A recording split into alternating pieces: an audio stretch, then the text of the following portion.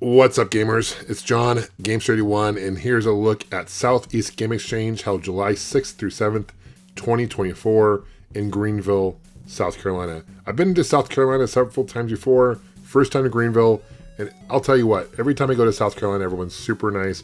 You get the southern hospitality absolutely here. And I did most of my filming during the early part of the day with VIP hours, so basically there weren't many people here when I was doing the filming, but I'll tell you what, later on in the day, ton of people, 10 attendees. Even Sunday, there were a lot of attendees. It's a 2-day event. I was talking to Austin, the show owner. He was telling me that they were going to expand to 3 days next year, which I think is a great idea. Look at all these PlayStation 1 games. Twisted Metal I see there. Amazing. Ton of Switch, Wii, PlayStation 2 games. One thing that really stood out to me were there are a lot of vendors selling games complete in box. Not just the standard NES games that you see quite often, but there were a lot that were like Game Boy games, which are rare in box. In my opinion, you don't see many of those. Sweet clock, PlayStation 1 clock, and a lot of memorabilia, different signs. Check out this Wii kiosk. I've never seen a Wii kiosk like that before. There's Jurassic Park for Genesis, a great port. Most of the games are a little more harder to find. Were in cases, of course, protect it. And probably the most unique game I saw, more rare, was the 1990 Nintendo World Championship cart, the gray one. I didn't ask how much it was because I knew I couldn't afford it. But here's an example of some box games, of course. Baseball for the NES. A ton of Genesis games. The clamshells are, you see quite often Genesis games, but to find the cardboard games in box, it's harder to find. Look at the Game Boy games, for example. A ton of them. A lot of great ones. Silent Hill there. Yeah, Silent Hill 3. A lot of cool stickers, a lot of great items as well. Not just video games, other collectibles, etc. There's Maximum Carnage for the Super Nintendo. It's a red cart, definitely stands out. Really cool handhelds.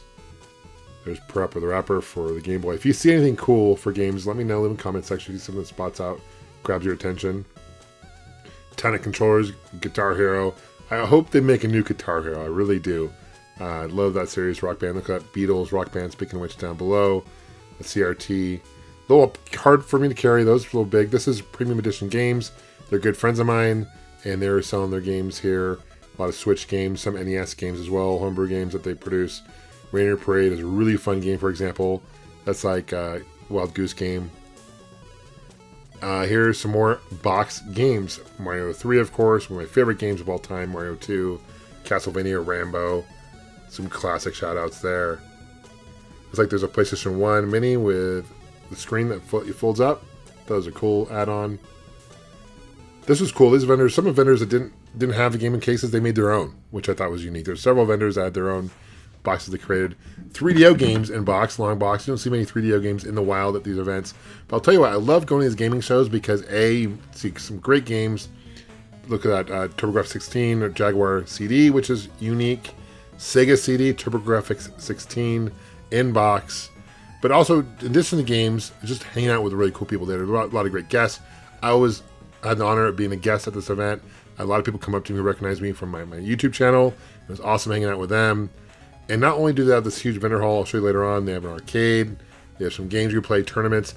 Check out this Mario. That was awesome. I think they were asking like $3,500 for that Mario. A lot of Nintendo Game Power magazines that were graded. There's some old school gaming magazines, Electric Gaming Monthly, etc. Here's a Sonic. I thought that was really sweet. If I had room to bring it home, I absolutely would. Cheetah Man for the NES.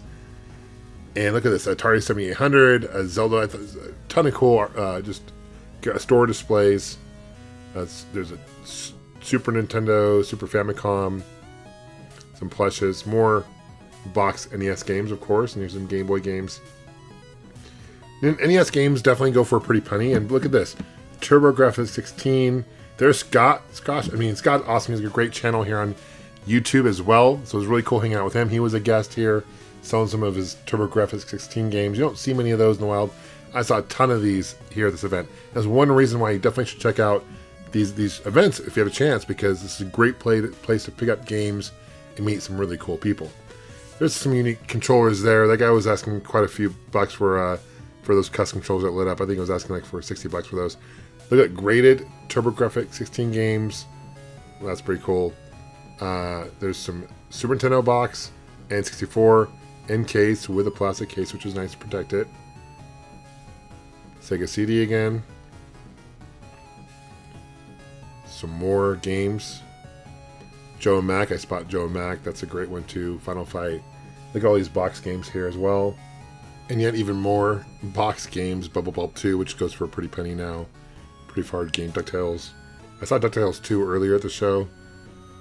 They also had, one vendor had Donkey Kong Country, the tournament game. It was a Blockbuster exclusive for the Super Nintendo. That was really cool. There's Nintendo World Championship card there in the top left corner. I was mentioning earlier. Goes for crazy expensive. I didn't even bother asking. I'm not that rich. But really cool to see. And they had a really cool display I'll show you later on for the Nintendo World Championship. This vendor had like walls of just retro games and just packed. You can see getting a little busier here for sure. This vendor was really cool too. They made their own custom cases and print off their own art and clamshells. I thought that was really creative and very cool. Here's some box Game Boy games. Some Game & Watch games as well. There's a Punch-Out. There's Mario Cement Factory, Donkey Kong. Those are pretty expensive. Typically, Bonk's Adventure, this case was really neat too. Bonk's Adventure and some of those games go for a lot. So these vendors definitely know what they're selling, absolutely. So when you go to these events, you can definitely try to barter, negotiate with the prices for sure. A lot of them take trade-ins as well. So if games you want to trade or sell, a lot of them do that as well. So that's kind of a tip. Here's some strategy guides, which are very collectible nowadays. More TurboGrafx 16 games. I love seeing this stuff in the wild. Parasol Stars, great game. Street Fighter 2 for the PC Engine. It's a pretty rare game. Great port, actually. Plays quite well for the PC Engine, surprisingly enough. There is Analog Super NT there, which is awesome. Analog makes great games. More TurboGrafx 16 games. There was one vendor selling Neo Geo games, which is fantastic. Let's go through some of the TurboGrafx 16 games here. Legendary Axe, Pac-Land, Victory Run Baseball, Kadash. You can see the prices as well here. Some range for like little $10 upwards to somewhere over $100, depending on what the Space Invaders, great port. So I just loved seeing the love and appreciation for systems other than NES. Don't get me wrong, I love the Nintendo Entertainment System, awesome platform, but it's cool that there's people collecting other things too. More TurboGrafx, Genesis. There's a Beetlejuice. There's a new Beetlejuice movie coming out, which I'm stoked about, called Beetlejuice. So if I was local, I'd probably pick up that promotional standee because it's probably gonna be worth a little bit more. Here's the difference between two. There's Super Mario 3 on the left and right. The Bros are in different spots. So there's two. I did end up picking one of those up, by the way. But yeah, it's a variant for sure. A lot of people don't know about that. Some merch here as well. Honestly, so much to see at Southeast Game Exchange in terms of vendors go. You couldn't really see it all. It was an incredible experience. I'm so blessed to be a guest here. Here's also some import arcade games that they had. This guy was jamming out at a rhythm game, which was awesome. Looked super fun. Some more import arcade games. This will give you a good idea as far as how deep and large this was. I think it was over 150,000 square feet. Ton of people. They doubled in size from last year. Some more classic arcade games, free to play by the way. Cocktail arcades there in the corner. And it was so much. Everything's included as well. Retro World Series held some gaming retro tournaments. Halo 2 championships. I participated, by the way. I did terrible, but it's still fun to play nonetheless. I hadn't played Halo 2 competitively in a long time, so I didn't do very well. But they had a ton of PC games, Smash Bros. Tournaments, etc. And this is what I mentioned earlier, Nintendo World Championships, like mini museum. Everything from shirts, flyers, tickets, brochures, jackets, you name it, they had it. That was really nice. I don't even know where they got all this stuff. It's super cool. I had an incredible experience. I highly recommend checking out Southeast Game Exchange. Follow them on social media. Here's a Rock Band karaoke, free to play, of course. Just go and jam out. Thanks so much for watching, guys. Thank you for subscribing. Leave a comment. What did you see? What games did you spot? Leave them in the comment section. We'll see you guys soon. Take care, and of course, game on.